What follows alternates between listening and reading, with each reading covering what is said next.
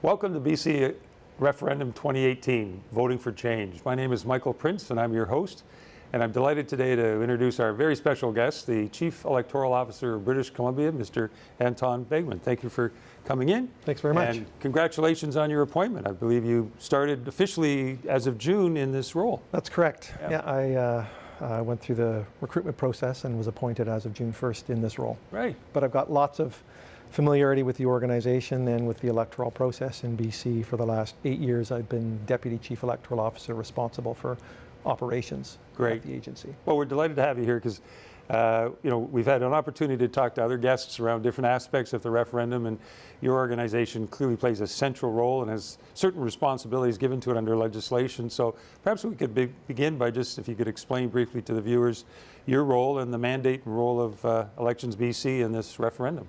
Sure, very happy to. And maybe I'll just start a little bit more broadly than that. Sure. So as Chief Electoral Officer in the agency, I lead Elections BC. Our role and mandate really is to administer the democratic processes, provincial democratic processes in British Columbia under the governing legislation, as you mentioned. So key for us are the Election Act, the Referendum Act, the Local Elections Campaign Financing Act, Recall and Initiative Act, as well as other specific legislation that is enacted around those processes.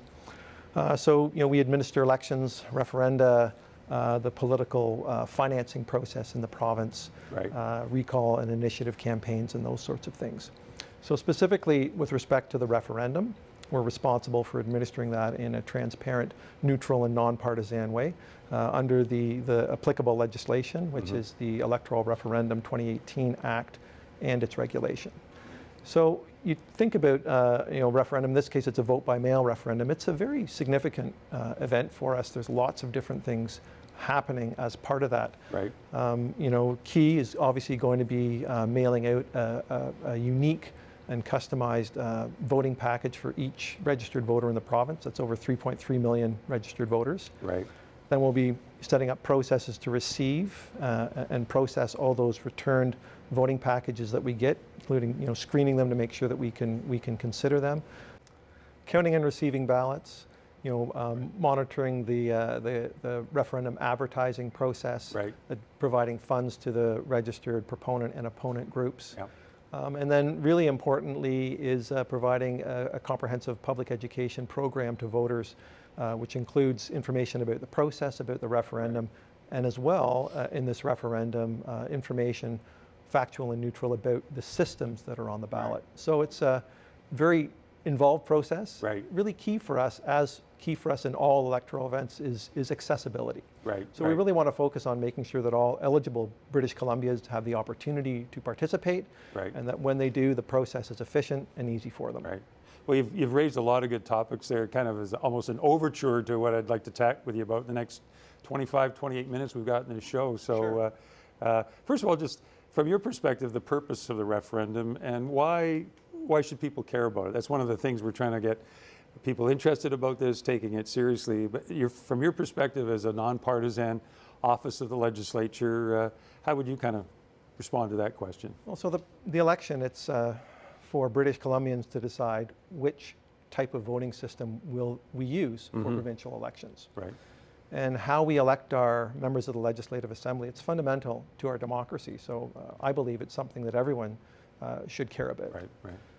The choice of a voting system, it impacts voters, it impacts candidates, it impacts political parties, it impacts how the legislature functions. It's very important. It's how votes are cast, how ballots are counted, how those votes translate into seats in the Legislative Assembly. So it really affects how we're governed, how our legislature functions. It affects things that impact us on a day-to-day basis. Well said. So in June, you received from the Attorney General and the government, they did a consultation, as you well know. They came up with 2 ballot questions. The government referred them to you for your advice, and you gave some comments on how to perhaps clarify or simplify.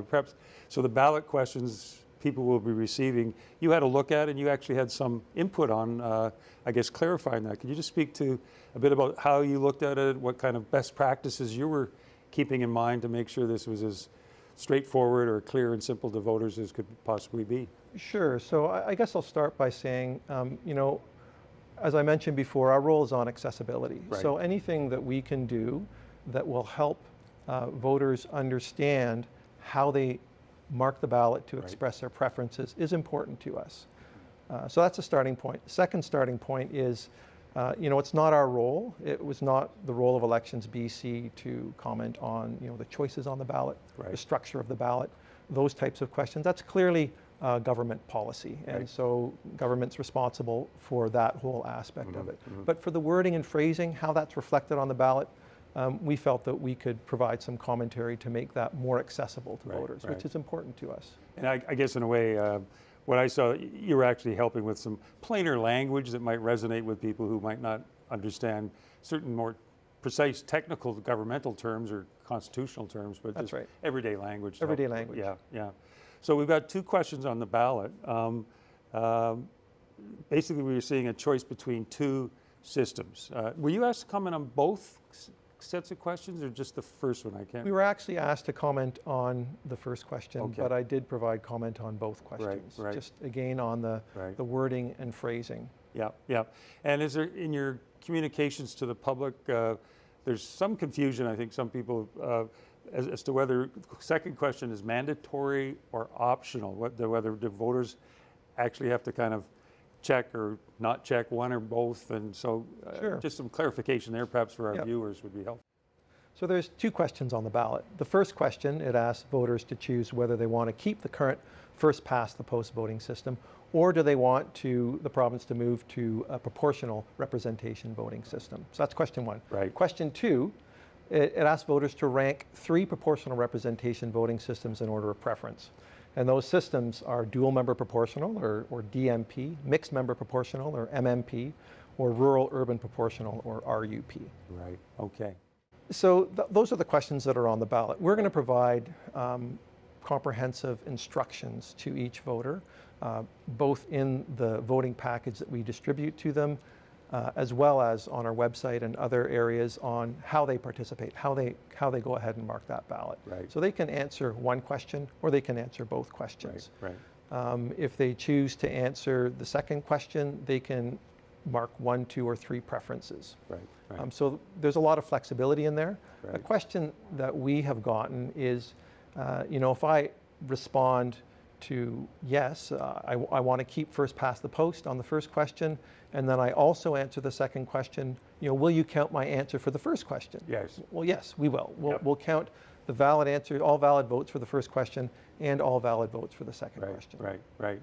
Yeah, it'll be interesting to see if some people just answer the first one and leave the second one blank. Or more intriguingly would be people who just answered the second one and left the first one blank. But I guess you'll count whatever is properly indicated on the ballots. They will be duly recorded and reported. We'll provide voters with complete instructions, and then it's up to voters to mark the ballots. Well, part of the instructions or information, Anton, kind of explain, lay out what particularly in the second question, the 3 different voting systems that they're being presented with.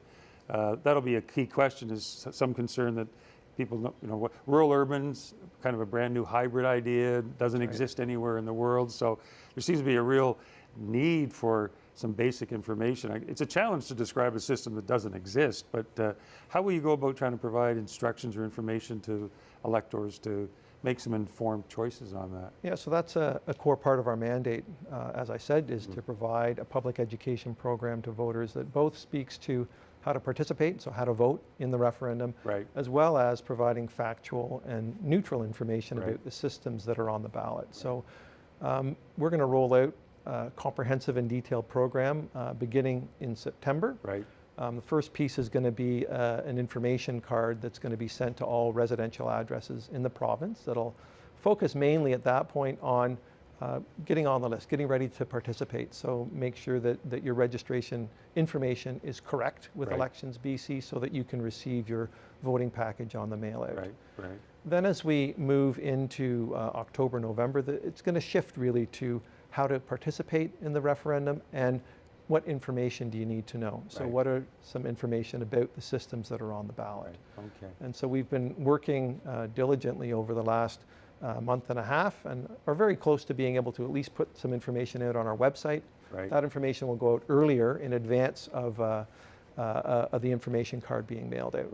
Right. Then the second piece is we're going to be sending a very detailed voter's guide out, again, to all residential addresses in the province. Right. And so this detailed voter's guide will have information on the referendum, on how to participate, and information about the systems that are on the ballot. Okay. Right. Right. Now you mentioned earlier 3.3 million or so registered voters. From past elections or referendum, what's your sense of how many addresses will be incorrect or out of date, or new people who've moved into the province since the last election? So what's your anticipation of the kind of additional work you're going to learn from that mail out in September as to what you're going to need to do to help people, have that correct Sure. information? So just to clarify, the mail-in in September, it's an unaddressed mailer. Oh, so it just okay. goes to all the residents. It's not addressed to individual voters. Okay. And the same with the voter's guide. But you're right, the quality of the list, the quality of the addressing varies over time. People move in the province. Right. Sometimes, unless an electoral event is pending, Elections BC isn't the first agency that people will notify of that move. Right. The good thing, though, is we're just a year and a bit out from the last provincial general election, and the voters list is at its best quality following a provincial election, because people will have updated and registered registered to vote prior to that election to participate in the election. So Right. we're still fairly close. Right. We're going to be doing, as I said, the focus of this initial outreach is to get people ready to participate, Yeah. so that they can go online to register or to check their registration, or they can call us at our contact center that will be operating in order to do the same thing. Right. We'll be doing a lot of outreach. We'll be doing outreach with post-secondary institutions, First Nations groups, with groups that support voters that are outside of the province, Right. as well as local community groups, to make sure that people are aware and have an opportunity to Right. register and update. Right. So it's a mail-in ballot. Are there any other ways people will be able to vote or cast their vote on the referendum? Or You're right, it is a mail-in ballot. Right. And so as that's been set out in the legislation and the regulation, it means that we're sending a package to people. They can either return it by mail, we're providing a postage paid envelope for people, Right. or they can drop off their completed package at, we're opening some referendum service offices, as well as any Service BC office in the province. Right. So while there's not per se traditional voting places where people can go, they Right. can receive in-person services at the referendum service offices and at Service BC. So starting November 5th, when these are going to be open and ready, Right. they can go there. Voters who haven't received a package in the initial mail out, which was from October 22nd to November 2nd, Right. they can go there, they can register there, they can request and be issued a voting package there. They can take that away, mark Right. it. They can also then come back and drop it off there. So there will be services Right. at in-person services, but not in-person voting places. Right.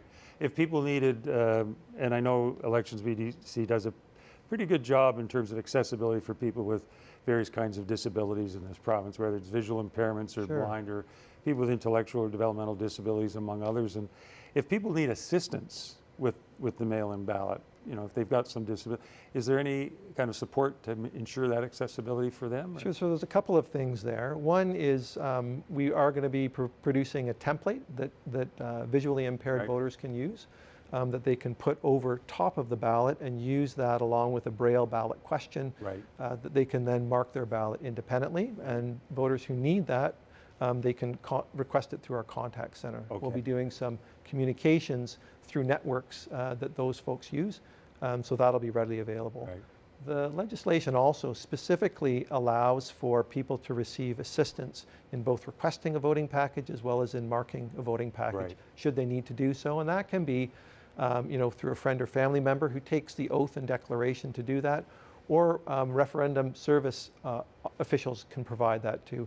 That's primarily indicated for if there are extended care facilities where Right. people are, they receive these packages. The staff may not have the ability to help voters, so we may be able to deploy someone from one of our offices to perform Right. that function. Right. Yeah, again, a really important part is that outreach of nursing homes, care homes, that sort of thing, which... And I guess one other thing to add on that, BC is very culturally diverse, and there's lots of different languages Right. that people speak in our province. So key pieces of information like the voting package information, as well as the information we're putting in the voter's guide that we're sending out, that's going to be translated into 14 different languages and made available on our website. We also make use of ethnic advertising channels, Right. ethnic media, to put forward some of our paid advertising. Right. Again, I think people may be familiar with that when they've seen it during a recent general election. That's right. That kind of outreach. And maybe if we could turn to your role with respect to the political parties and what role they're allowed to play under the legislation for this referendum, and questions around public funding, the advertising, sponsors. You seem to have some responsibilities and Sure. roles there that'll be critical to assure British Columbians that this is a fair, open and transparent, and one compliant with the legislation as it's been set down. So maybe tell our viewers a little bit about your role there as, I guess, honest broker of the system, and what are those rules that the parties have to abide by, and other groups as well. Sure. So I'm not going to get into huge amount of detail here Sure. because it's very complex, the legislation. Fair enough. And Yeah. I guess my starting point there would be anyone who wants to be an advertising sponsor, check out our website. We've got detailed guides on there, information on there. Right. Give our expert staff a call and they'll walk you through the processes and help answer your questions Right. that you may have on that. Right. Because there are rules and Yes. regulations around, and our role as Elections BC is we need to make sure that all participants in the process are compliant with those rules and to enforce those rules. Right. So also, you mentioned candidates and political parties. So Sure. the Act certainly does speak to that. To start off, sorry, not candidates, but MLAs and Yes. political parties, they can give interviews, speeches, write op-eds, letter to the editor, use free online channels, websites, blogs, social media to express their opinion. Sure. That's not considered a referendum advertising, and is fine for them to Right. do. Anyone, however, who wants to pay for referendum advertising, they have to register, they have to abide by the rules. There's limitations, Right. maximum spend of $200,000 during the campaign Right. period. Right. Now, That's for both 200,000 for the proponent side, 200,000 for no, the. that's Oh. that's for all Oh. referendum advertising sponsors, which have to be independent from each other and from the proponent Okay. and opponent. The proponent and opponent, we provided them with $500,000 each worth of public funding. They can spend that as well as the $200,000. Okay. So they have $700,000 to spend. Okay. So the key thing is say a party wants to do some advertising. Well, they can do that. They can register as a referendum advertising sponsor. Parties and independent MLAs can do that. Right.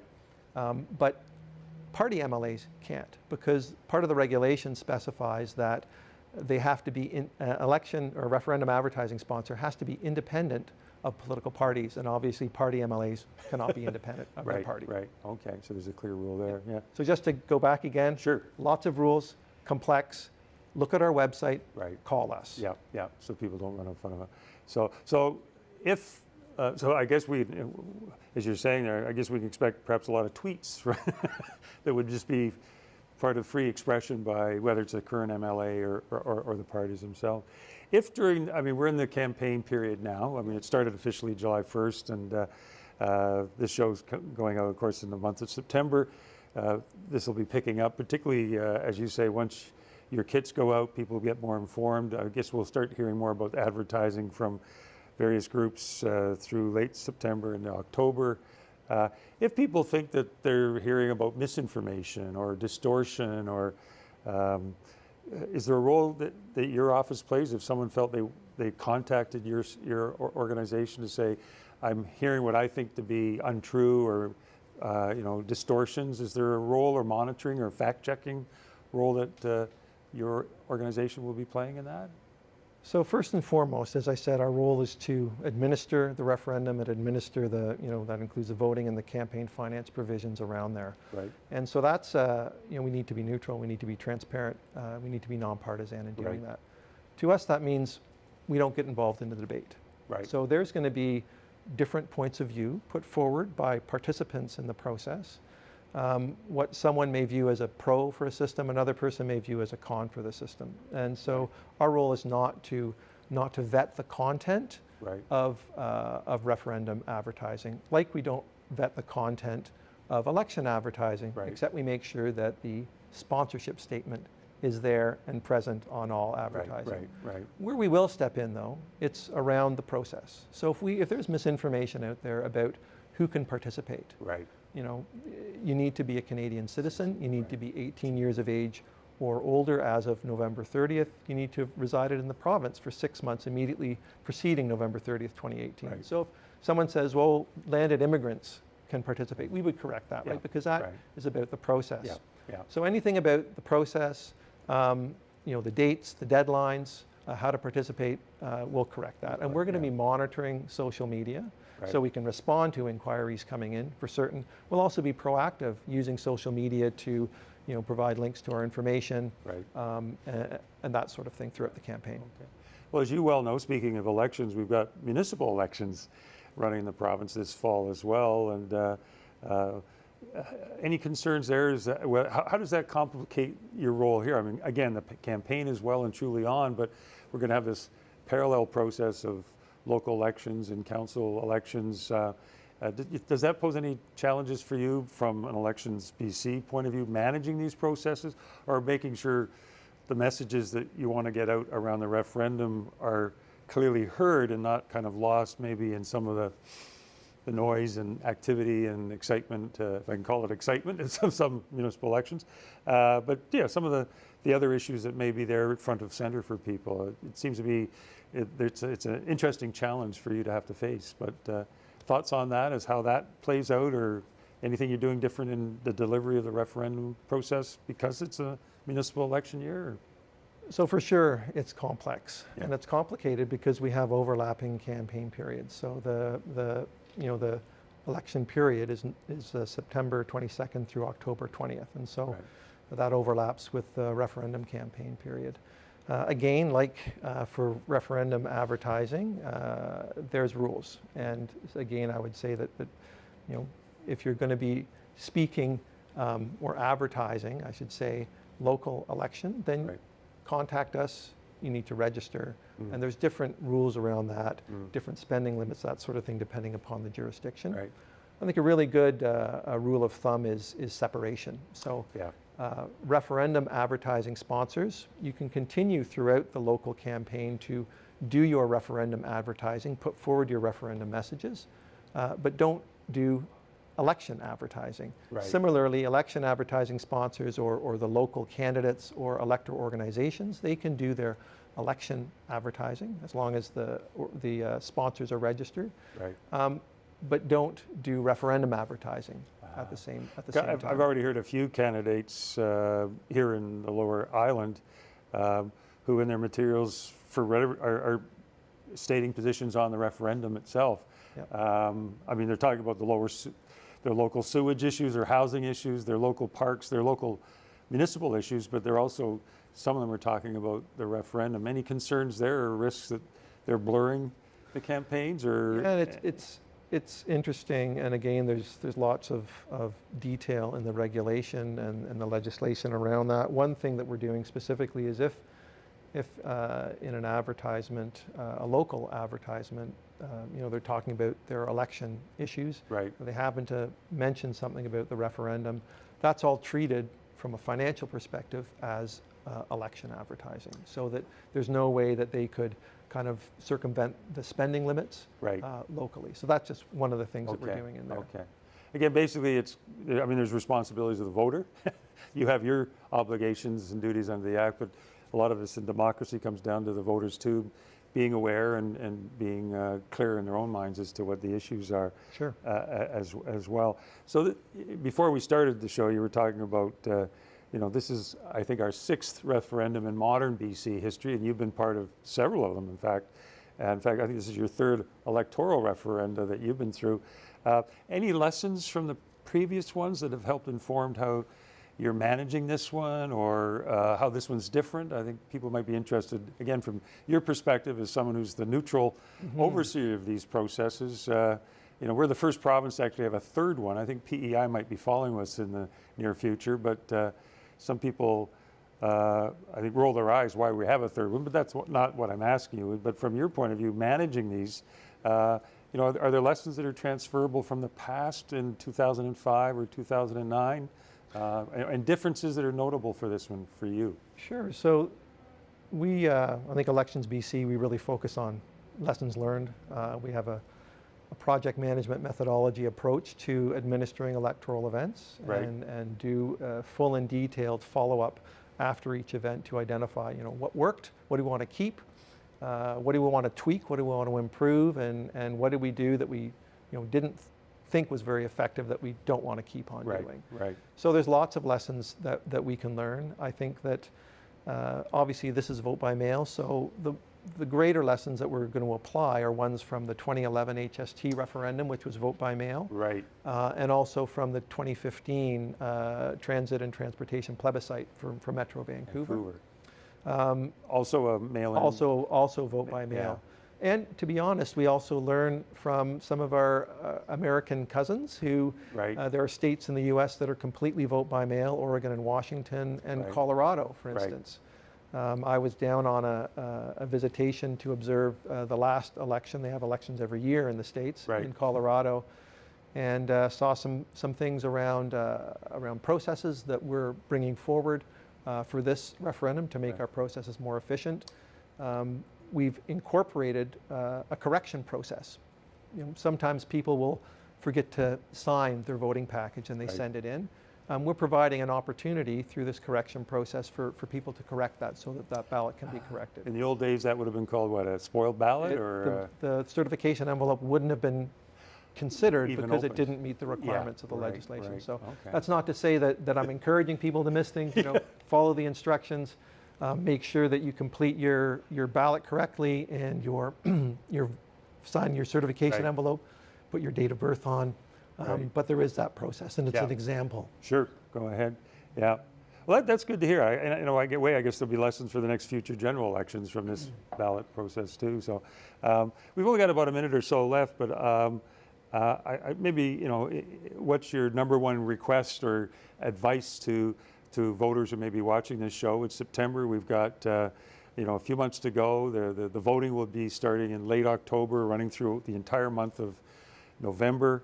What advice, besides making sure they fill out the forms all correctly, but in terms of what? Sure. Yeah. So I'd say there's three things Okay. that I talk about. One is right now, get ready. So get on the list if you're not registered. If you have moved recently, contact us, update your information. We want to make sure that the voters list is as up to date and accurate as possible before we start sending packages out in October. So that's the first thing. Yep. If you've done that, then get informed and participate. Right. Cast your ballot. When we send them out, mark your ballot, participate in this democratic Right. process. And then the last thing I would say is if you have any questions, don't hesitate to contact us. Reach out to us. We're going to have a contact center available to answer questions to the public. We have campaign finance team that's ready to answer questions from those participants. Right. We want to help make the process as easy as possible for all the participants. Well, thank you very much for being here today. We really my pleasure. appreciated your information, and that wraps up this show of Voting for Change, BC Electoral Referendum 2018, and look forward to seeing you again next time. Thanks again, and thank you. Thank you.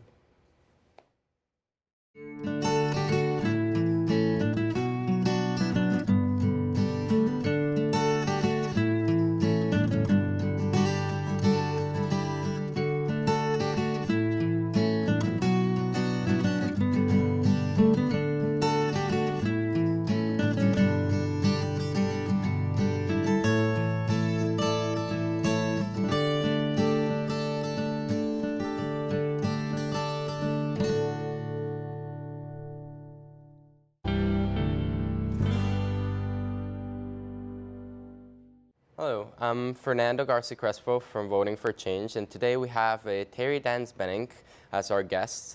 Terry is very involved in our current Electoral Reform referendum. She used to be the co-chair of Fair Vote Canada Victoria chapter, and now is the vice chair. Is that correct? I'm on the board of... Among the board of BC.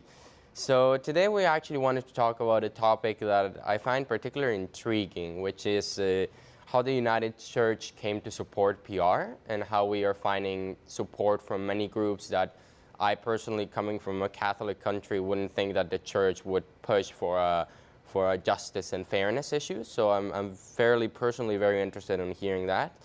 But first, let us hear a little bit more about you. How did you come to be involved in ProRep? Well, in terms of pro-rep, I guess it partly relates to my work at Esquimalt United on the justice team there. You know, we've been really active around issues like First Nations rights, pipelines, tankers, Israel, Palestine, you name it. And I think our team, after a few years, just realized that there was a deeper problem. Like, all these issues were about basic rights of different people, but the obstacle was our voting system, because right now we have a system where a party with a minority of popular support can have all the power. So it means that a lot of voices aren't heard. So if I really care about the issue of Kinder Morgan, and you end up with a government that is not representing that view, it's a problem.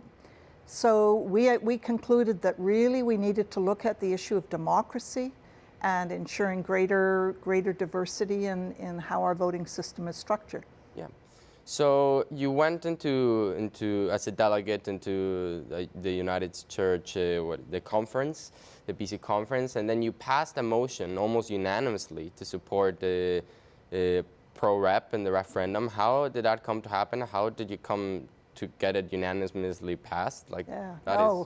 It was a great moment. Yeah. And I mean, the process was that I had approached about a half a dozen ministers in different churches all across BC, rural, small towns, as well as urban. And we had put together a motion. We got some local presbyteries to endorse it, went to the conference. I think it helped that the national level of the United Church had already endorsed proportional representation a few years ago during the federal process.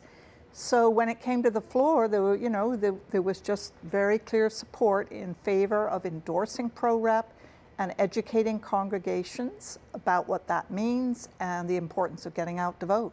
So big cheer. That's fantastic. So that's really something. And that was 450 people, so significant. So you talk about the United Church being a church believing in social justice, in justice issues and fairness, and supporting Kinder Morgan action in the Israel and Palestine conflict.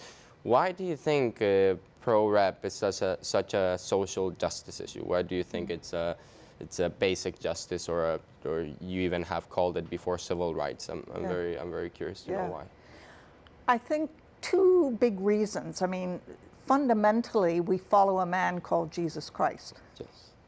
And he was all about fighting, sometimes fighting, but certainly advocating for the poor, for people who didn't have a voice, for the outcasts, the disenfranchised. So that's our tradition, that's our ethic, and we're steeped in that. And so when you come to look at our voting system, when 60% of people who vote, their votes aren't counted, that is a justice issue. That is fundamentally wrong. And when you end up with governments that are controlled by wealthy, entrenched elites, we now realize that that's a huge problem. Because all the justice issues we care about, unless we've got people in the legislature who share our values, at least some people in the legislature who share our values, we're going to be blocked. And I think at the conference, what helped was our preamble to the motion, which talked about pro-rep being fair. It talked about it leading to greater diversity and a more inclusive table, better policies, for voters in terms of, be it the economy or quality of life or whatever. Those countries that use it, they score higher. Greater voter turnout. That's important, especially for people like you, younger, right, who are so cynical and like, what's the point in voting? Yes. And I think the other thing that we really love is that pro-rep countries show a greater spirit of cooperation and compromise. And that's a way of being that as a Christian we value, rather than the lies and the manipulation and absolutely discouraging that. As a follow-up question, because when I immigrated here, I was very surprised to find these United Churches supporting candidates and campaigns that I worked for, where in Mexico, people who would be the majority of Christian people are Catholic, would be absolutely against anything that I had to say. So why do you think so many other organizations stand by the side of the status quo if, as you said, and as when I went to Sunday school, I always thought, Jesus stands in the progressive side, in the compassionate side. Yeah. Why do you think there's such a divide between what many other organizations and many politicians who are against PREP, who call themselves Christian, in comparison to United Church? Do you? Yeah. I think it's a problem that has existed for millennia.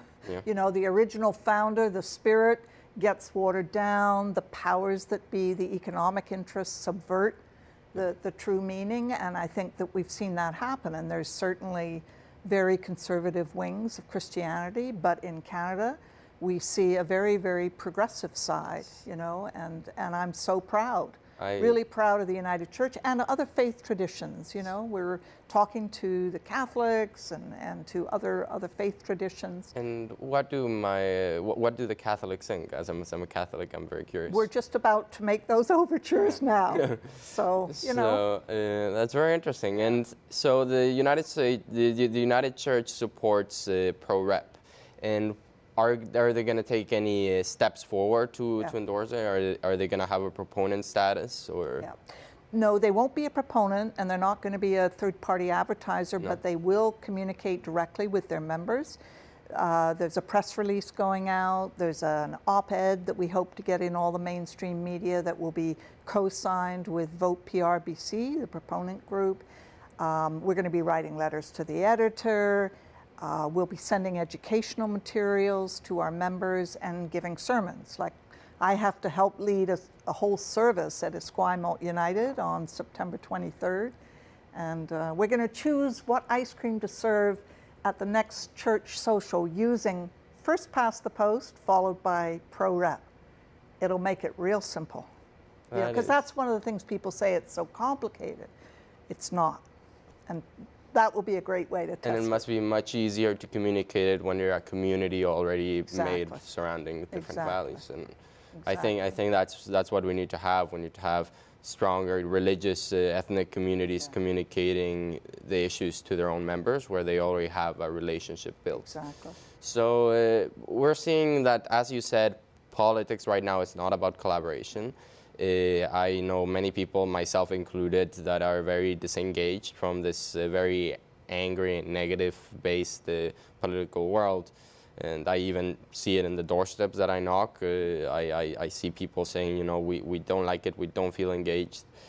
How do you in the United Church and your community of activists keep being positive? How do you keep that positivity? Yeah. It's a really good question. For me, anyway, I can speak for myself, and I think a lot of people in the church, it's because we have a faith in something bigger than ourselves, bigger than me, bigger than the human race, because sometimes I get pretty discouraged with human beings. And I mean, I call it God, it could be love, it could be a higher power. It's something that goes beyond our species, and that I believe we can call on and can help us move forward in a very positive way.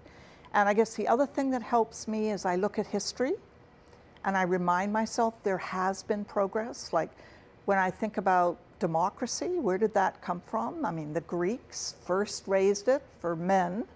Only men had the vote, citizens. Then you had feudalism, and then the landowners got a piece of the action. And then you had the French Revolution that overthrew the monarchies and gave a voice and a vote to people, but women were excluded and First Nations and blacks, but now we have the vote. So it's been broadening. The problem has been that we have the vote, but if it doesn't count, it's not meaningless, not meaningful. Yes. And that's why I say it's a justice and a civil rights issue. Well, yeah, as you said, historically we have been progressing towards a more democratic society, and it almost seems like we put a pause on our electoral system at 1600 and we didn't let it go. That's exactly and it.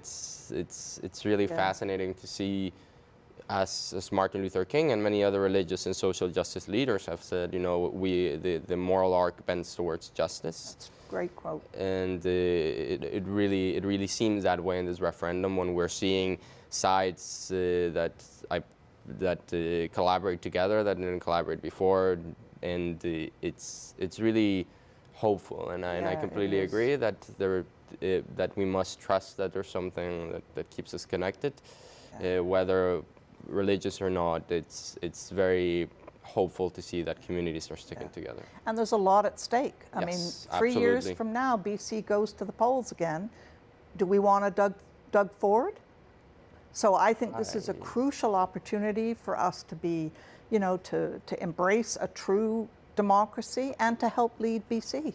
I mean, Canada. If BC brings this in, that will do a lot for the whole country, I think. Well, thank you so much for coming in as a guest. This is Terry Dance Bennink, and I'm Fernando Garci-Crespo. Thank you so much for watching Voting for Change.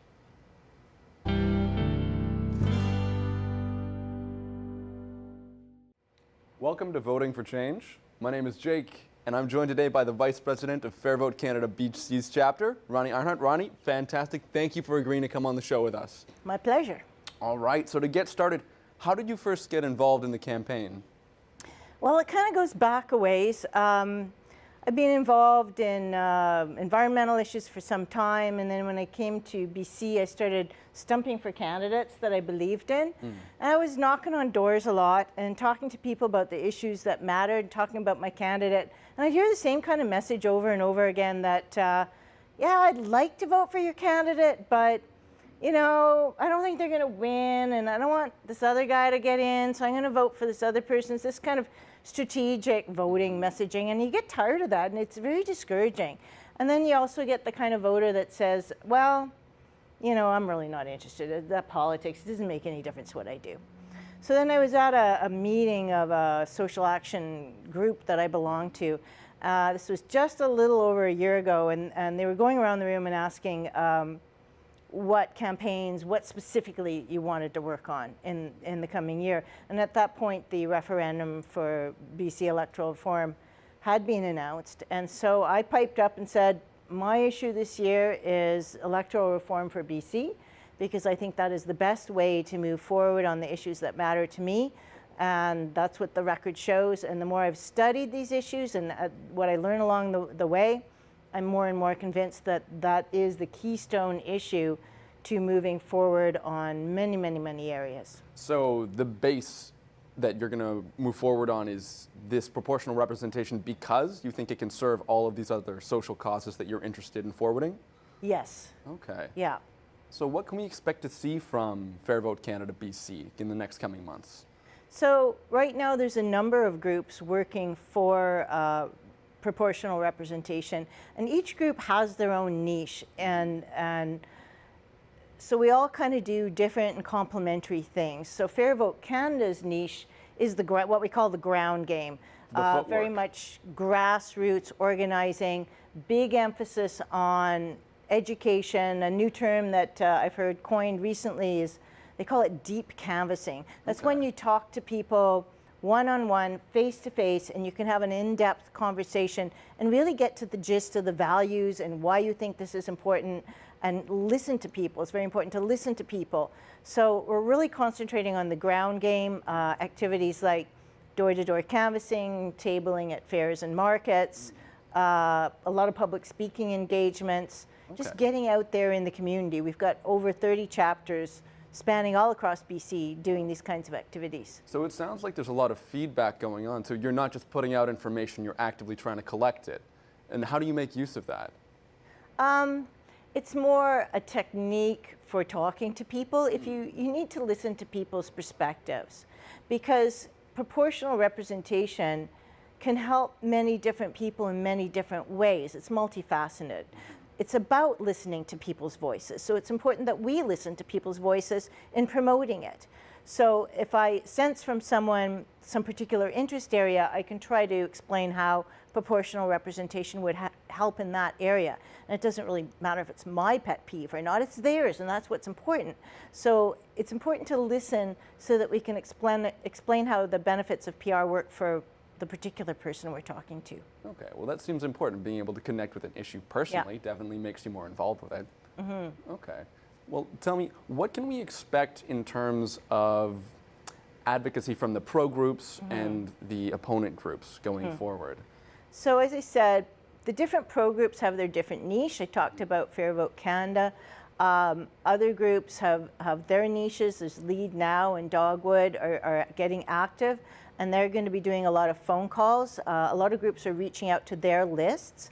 The NDP party and the Green Party are active as well, and that's something new in this referendum that we haven't had before in the previous referendums here in BC, is the active involvement of the provincial party groups. And they'll mainly be reaching out to their voters, a lot of phone calls, some targeted door knocking. Education campaign, NDP just put out some great stuff on their website. Okay. Green Party has stuff on their website too. Are you working extensively with the parties, or is it with individuals within the party framework? Not really extensively with the parties, no. We're all on the same boat, but we're all doing our own thing. They're reaching their lists. So it's just good for me to know what other people are doing so that we don't overlap areas like in door knocking, but generally no, there isn't collaboration between us. The official proponent group also has their big niche. They're going to be doing a lot of media and ads. They have a big email campaign, big phone campaign. They have a texting campaign. So they'll be reaching different people. Each group will be reaching different people. And you asked me about the opponent groups. I don't know as much there. I don't have as much to contribute. But my sense is that the campaign will really heat up come September. There's not a lot. There was some early information coming out. There's some activity on Facebook from the no side, but the bulk of the campaign is going to be rolling out in September and October, primarily in the last 6 weeks of the campaign. That's when we could see a lot of money being spent in media ads, things that have broad reach. That's what we expect to be seeing from the no group. I can't really say how it'll come out. Well, I think I can speak to that. I have noticed on both the yes and the no side some advertisements being put out online already. Yeah. And so that's one thing that I wanted to speak to you about, was the rhetoric that we're seeing emerging at the very beginning of the heated campaign season. Yeah. So one thing that we hear a lot from on the proponent side of proportional representation is that the current system is, and I see this word a lot, broken or not serving the people. Can you speak to this? How much do you agree with that term being used? Would you use it? I do agree with the sentiment of the tone. Whether I use that term kind of depends who I'm talking to. If I'm talking to someone I know nothing about their views, I might not choose to use that word, because Canadians can be a very proud lot. I mean, we have a good reason to be proud of our country. And many people think the system is not broken, it's working great. So I'd rather stress the principles of democracy. And when using the word broken, it's with respect to the principles of democracy and how what people think is happening with their votes counting isn't really happening. And not everybody knows that. So if you explain to people that a party can get a majority of the power with less than 40% of the popular vote, that's not common knowledge, and that's the kind of education we want to do out there. Right. And that's what makes the system broken, is that a lot of people's votes are wasted. They're either voting for somebody they don't even like in the first place, strategic voting, or they're voting for a candidate that doesn't win, and nobody in the party that they like is representing them anywhere near them geographically in our current system. So definitely, whether or not you use the term broken, you can agree that there are certain facets of our democracy that could certainly be fine-tuned. Yes. Okay, perfect. Well, I want to ask you another question. One of the things that I'm seeing, at least in the early advertisement stage, is that there's, I don't want to say misinformation, but from both sides I'm seeing very, very different takes on information that you think would be available. So for example, what I'm thinking of right now is that, hang on. What I'm thinking of right now in terms of this is that some MPs and MLAs who have been discussing the issue have been saying that local representation for rural areas is at stake. And we've seen people go very different ways on both sides of the spectrum here. Some saying that local representation in rural areas is going to be strengthened after the referendum if we choose to adopt a PR system. And some are saying that these people are chancing to lose so much and so much local representation. What is your take on this? Well, I'd be happy to talk about that. I am on the side of pro-rep, so I do believe that local representation for rural areas will increase under proportional representation. I'd be glad to explain why a little bit. So if you look now, and you look at these large rural swaths of British Columbia in the north and in the east, and you look at it as a colored map according to the parties that have representation. Right now, people have a local MLA, but if you voted for the NDP and you're somewhere in a vast northeast area of this province, there's no NDP in office anywhere near where you live. No. So yet there's plenty of NDP voters out there. Not everybody out there voted Liberal. Not everybody on Vancouver Island voted NDP. So there isn't a mix of MLAs that represent people's values geographically. There's been some guarantees in the legislation that was passed and the rules that were passed governing this referendum. There's certain basic principles that were guaranteed to be followed for any of the systems that are on our ballot or would be chosen, or the details of them that would be chosen for BC. And one of those principles is that no region will reduce their representation. So there will be no reduction in MLAs in rural areas. Okay, and that's this important. Is a guarantee. Right, we've seen that in the report put out by David Eby. And I got to say, that's very important to me because I'm from a rural riding. I'm from Vernon. So when I hear about at least people in power saying that my vote might be diminished, I can see why people would be concerned. And you have to feel for these people. You talk a lot in terms of listening and having that active feedback. So from what it sounds like, at least according to you right now, that won't be the case. But for people hearing this from the opponent advertising rather, what advice can you give them to help discern the good information from the bad information? That's a good question. One thing I'd like to encourage people to do is wait. There will be a voter package coming out from Elections BC. Elections BC is an independent, non-partisan body. They promise to present all sides of the arguments equally. And I hear that's coming out September 10th. It's going to be mailed out across the province to every registered voter. Will get this package. So if people are listening to me and they don't really believe my messaging, I will encourage them to wait for that package in the mail. Keep an eye on the Elections BC website. Go through that material because it will explain more the mechanics of how this works. And if anything, hopefully that will convince them of this issue of regional representation. Absolutely. So definitely make sure that you pay attention to the mail out that you're going to be receiving come. When can they expect that? I heard it's heading out September 10th. Okay, so sometime in the near future they should be getting that. Yeah. Okay. Well, can you talk a bit about the boundaries of what the pro side and the opponent side can say? It seems like, at least to me, from what I've seen in the early ads, that it seems to be a bit of a free-for-all. Is there any limits? Are these people going to be held accountable on both sides for promising some kind of panacea for our problems or for projecting this as the end of days if this goes through? Is there any kind of reins on this? To the best of my knowledge, honestly, no. And I agree with you. It is a bit of a free-for-all.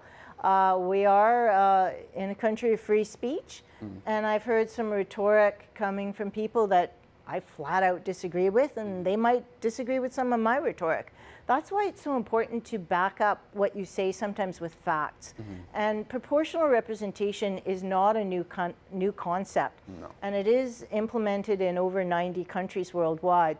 So a lot of the information that we move forward, like benefits on environmental issues, economic issues, we can back up with statistics that have been generated from the countries that have PR in comparison to the countries that are running under first past the post. And there's actual statistics and metrics that have been developed over long periods of time, like up to 50 years, demonstrating that the world does not end when we have proportional representation, that decision making continues to happen, and so forth and so on. So there's no real watchdog on this. I know that Fair Vote Canada is in the process of putting up on our site, you can look on our site, fairvote.ca, and there will be a section called Fact Checker soon.